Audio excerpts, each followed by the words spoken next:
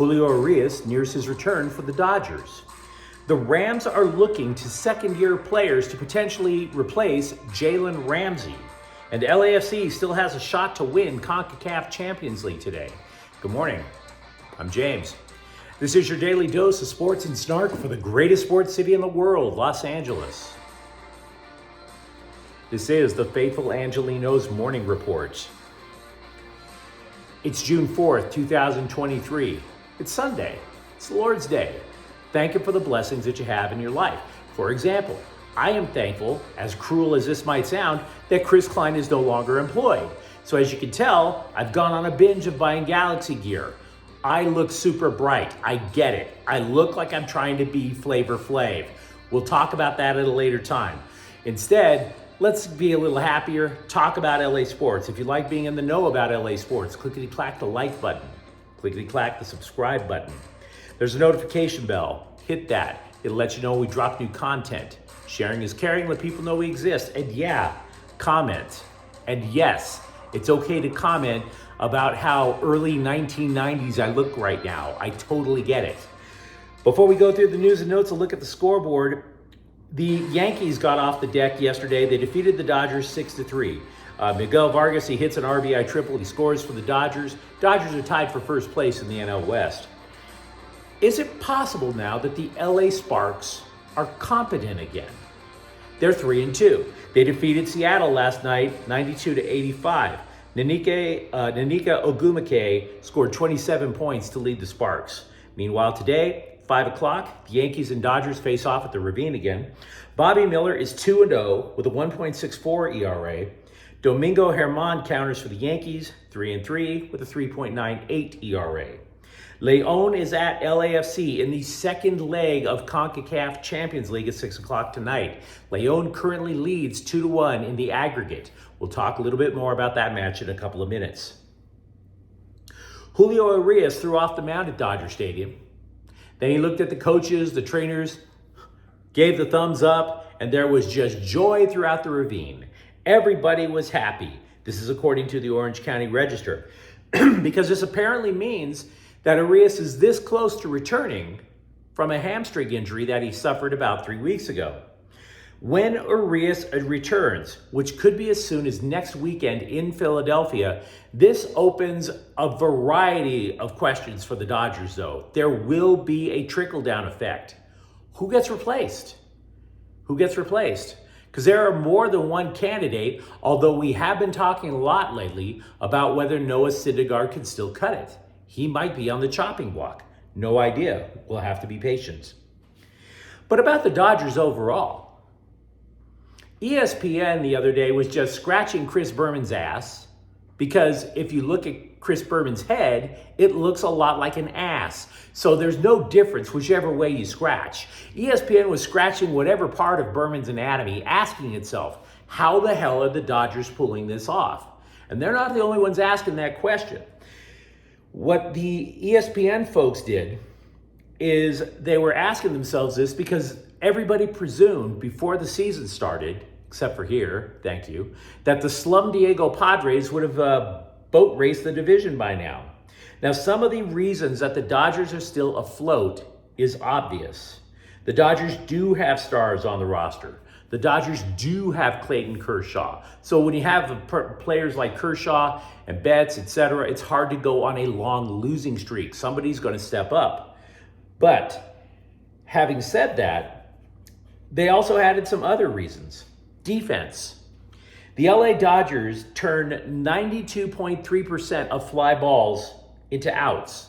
That is tops in MLB. What does that mean? It means they're fast in the outfield. You don't get extra base hits on the Dodgers a lot of times unless you actually blast it over the fence. Then they also argue that the closer by committee approach that nobody likes, nobody feels comfortable with the closer by committee approach, but apparently it's working. Brusdar Graterol, Caleb Ferguson, and Evan Phillips. It's actually working. And then they add to that JD Martinez, Max Muncy, and even Jason Hayward are all enjoying bounce-back seasons. Hayward, for example, has 6 home runs. He's already boat raced what he had last year. Martinez, by the way, leads the National League in slugging percentage, and Muncy has 17 home runs, and we're barely in June. Barely in June. The LA Times, though, asked the same questions that the ESPN folks did. They came up with a couple of different reasons. According to them, the Times looked at the lineup. The lineup is batting 21st in the major leagues. They are 6th most likely to strike out in the major leagues, and yet they're scoring 5.6 runs per game. How is that possible, the Times asked? Well, we already mentioned home runs with Muncy, Martinez, and Hayward. The Dodgers are second in the NL in home runs, but they're first in walks. What does that tell you? Well, what it tells me, they're the most patient team in baseball. They only swing at 44% of the pitches that they're offered, according to the Times. And they only swing at 23.5% of the pitches that are outside the strike zone. So this is an extremely intelligent lineup, even though they don't get a lot of base hits. That swinging at pitches outside the plate, 23.5, that is the lowest in Major League Baseball. This is an extremely patient team.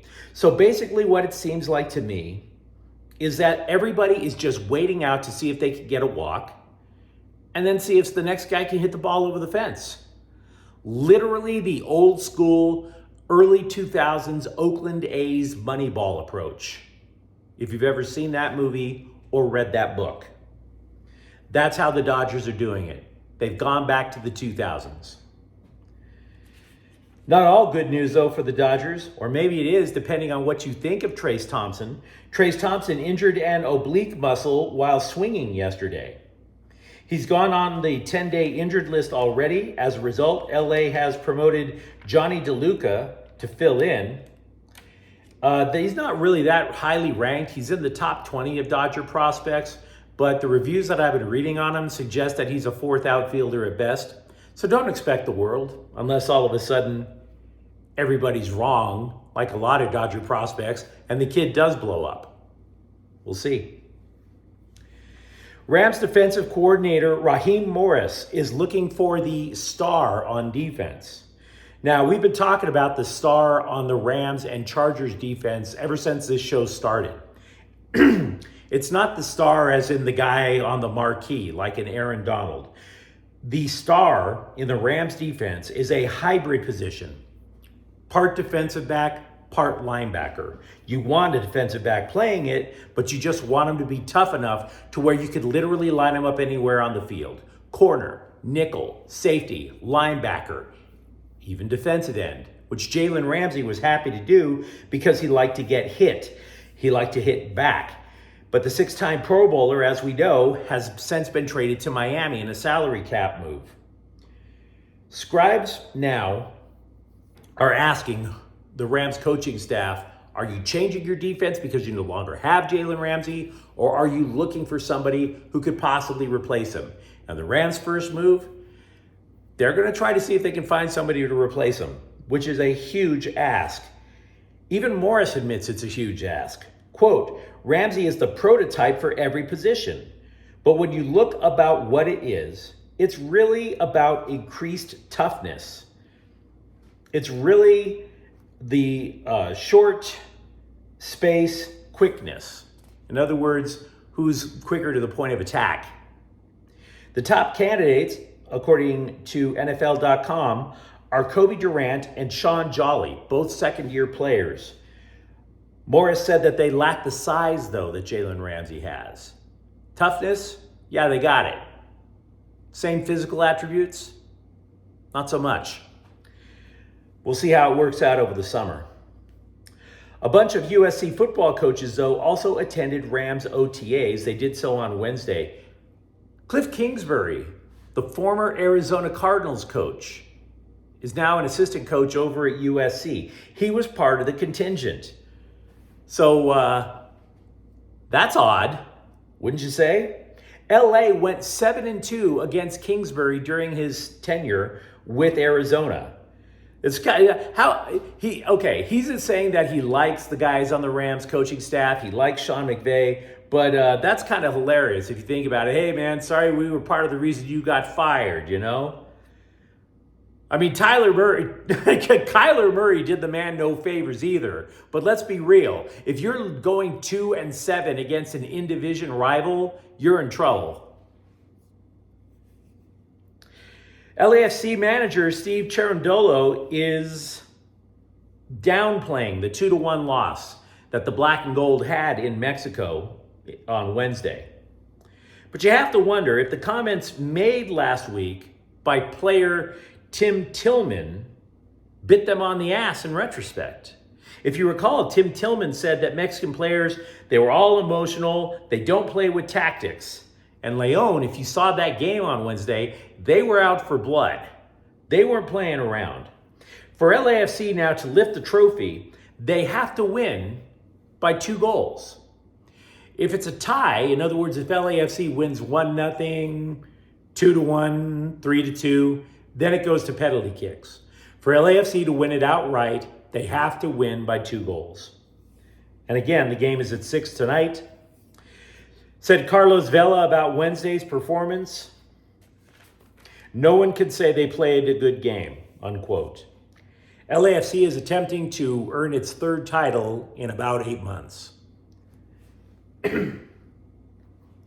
We are getting conflicting reports on where former UCLA basketball player Amari Bailey could go in the NBA draft, which goes to show you the scatterbrained nature of the NBA draft in the first place, right? I mean, if you really think about it, unless you're a lottery level selection, you could go mid, late first round, you could even go early second round. So it's very hard to pick where Bailey's gonna go. I've gone to multiple mock draft sites from major media outlets, ESPN, USA Today, CBS. I've seen Bailey go as high as mid-first round. But there's also a belief that he won't get drafted at all. He was, after all, only a one-and-done guy at UCLA, and he didn't lead the Bruins either. But they still like him. CBS Sports, there's a writer there who doesn't think he's going to get drafted at all, but will still have a lengthy NBA career. And the reason that he thinks so is because he was a top 10 high school prospect who shoots well from the outside. He sank 38.9% of college three-pointers last year. Granted, it's a few feet more outside to go sink an NBA three-pointer, but he does have an outside shot. So that would help. Chargers offensive coordinator Kellen Moore really needs to read a few more books. Really needs to expand his vocabulary. I mean, I would like to suggest the poetry of Walt Whitman, maybe, something. George Orwell, Herman Melville, somebody that will expand the vocabulary. Because they asked him about running back Austin Eckler. And Moore kept saying how excited he was. 4 times in 2 sentences. It's exciting. I'm so excited to have him here. It's going to be exciting for the... We get it, dude. Exciting. Great. It means that there are plans for Eckler. It also means that you need to expand your English language horizons. Now, by the way, yes, the Chargers do have plans for Eckler. We just don't know what the hell they are. We don't. Because players over the course of OTAs have said that Moore's playbook is remarkably similar to former offensive coordinator Joe Lombardi's playbook. The only thing that we know for sure is Kellen Moore is making a point to try to find bread and butter running plays that will work for Austin Eckler. Which sounds great, but Austin Eckler isn't even at OTAs. So how do we know? How do we know? Just stop saying you're excited. I mean, if you're on a first date and you tell the girl how excited you are in 4 sentences, she's trying to find a reason to abandon you at the restaurant. That's all I'm saying. Forbes compiled a study of the world's most profitable athletic teams over the course of the last 3 years, which, by the way, also includes the COVID year of 2020. The Lakers are the 9th most profitable sports team on the planet. They profited $333 million over the course of the last 3 years, again, including lockdowns. The Rams checked in, oddly enough, at number 11. $318 million profit.